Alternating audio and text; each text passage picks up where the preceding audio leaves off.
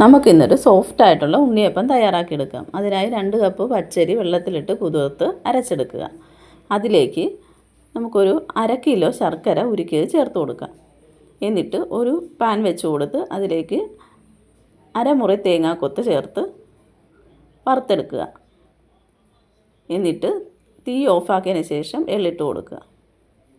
ഒരു 3 പഴം ഏലക്കയും കൂടെ ജാറിലിട്ട് അരച്ച് ഈ മാവിലേക്ക് ചേർത്ത് കൊടുക്കുക. എന്നിട്ട് ആ തേങ്ങാക്കൊത്തും കൂടെ ഇതിലേക്ക് ചേർത്ത് കൊടുത്ത് നല്ലതുപോലെ മിക്സ് ചെയ്തെടുക്കുക.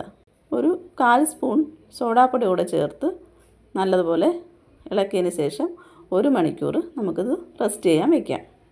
ഒരു ഉണ്ണിയപ്പ ചട്ടി അടുപ്പിലോട്ട് വെച്ച് കൊടുത്തിട്ട് എണ്ണ ഒഴിച്ച് കൊടുക്കുക. അതിലേക്ക് കുറച്ച് നെയ്യ് കൂടെ ഒഴിച്ച് കൊടുക്കാം. എന്നിട്ട് ഒരു ഗ്ലാസ് എടുത്ത് അതിലേക്ക് മാവ് ഒഴിച്ച് നിറച്ച് എണ്ണ ചൂടായി വരുമ്പോൾ നമുക്ക് മാവ് ഒഴിച്ച് കൊടുക്കാം. നല്ലതുപോലെ മൂത്ത് വരുമ്പോൾ തിരിച്ച് മറിച്ച് വിട്ട് വേവിച്ചെടുക്കാം. ഒരു ബ്രൗൺ കളറായി വരുന്നത് വരെ നമുക്ക് ഇതൊന്ന് വേവിച്ചെടുക്കാം. നല്ല സോഫ്റ്റായിട്ടുള്ള ഉണ്ണിയപ്പം റെഡി ആയിട്ടുണ്ട്. എല്ലാവരും ഒന്ന് ട്രൈ ചെയ്ത് നോക്കണം. നല്ല ടേസ്റ്റാണ് കേട്ടോ.